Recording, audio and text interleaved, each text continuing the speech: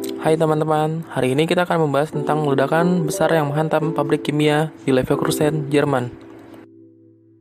Pembahasan ini akan dibahas oleh kelompok 4 yang beranggotakan Dinda Nimi, Aditya Ferdiansyah, Maulana Hazim, dan Safa Sausan. Dengan topik pembahasan analisis kasus, serta strategi dan rekomendasi pengendalian.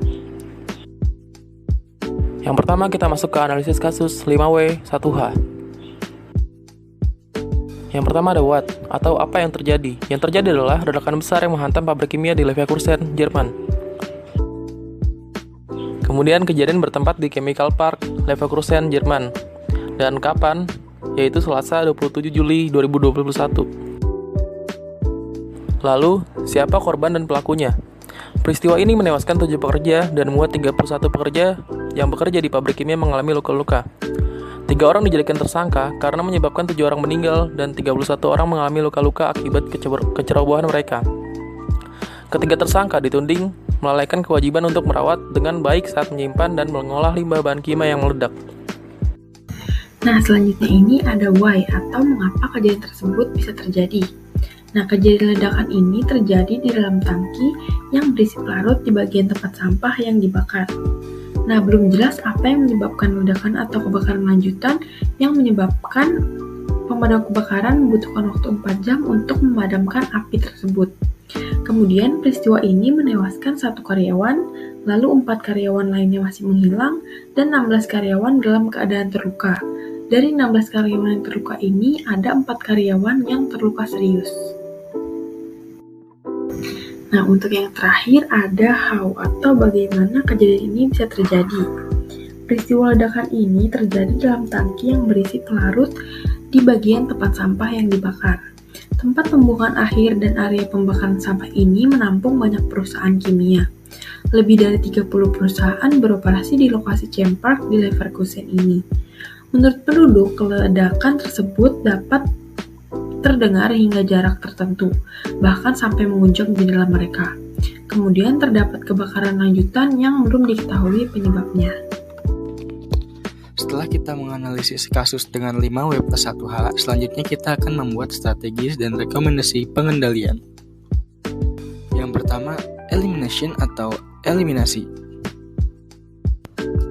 Pada kasus ini, sayang sekali eliminasi tidak bisa digunakan pada penerapannya karena sangat dibutuhkan dalam proses produksi. Selanjutnya yang kedua adalah substitution atau substitusi. Selanjutnya untuk substitusi juga masih belum bisa dilakukan. Selanjutnya adalah engineering control atau pengendalian teknik. Untuk engineering control yang pertama, membuat sistem penambahan bahan kimia yang lain agar tidak terjadi reaksi kimia yang dapat menyebabkan kebakaran atau ledakan. Lalu yang kedua, membuat sistem IPAL atau instalasi pembuangan air limbah yang baik. Yang terakhir adalah membuat sistem proteksi kebakaran, seperti penyediaan APAR, memasang alarm, membuat sprinkler, dan ventilasi yang baik pada ruangan. Selanjutnya, administrative control. Yang pertama, membuat SOP mengenai tanggap darurat dan first aid. Kedua, memberikan pelatihan pada pekerja mengenai penggunaan alat pemadam kebakaran dan tanggap darurat kebakaran. Yang ketiga, memberlakukan work permit dan lockout takeout atau LOTO. Keempat, mengatur durasi kerja dan waktu istirahat. Kelima, memasang rambu-rambu bahaya seperti halnya bahaya bahan kimia dan bejana bertekanan. Yang keenam, pelabelan bahan kimia sesuai GHS. Yang ketujuh, menyediakan MSDS bahan kimia yang digunakan.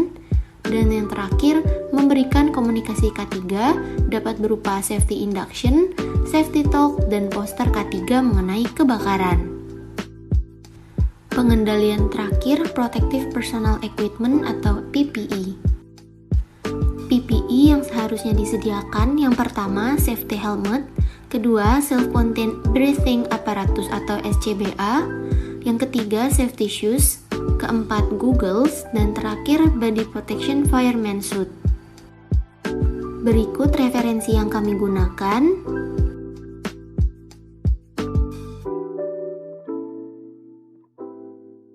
Sekian dari kelompok kami, terima kasih.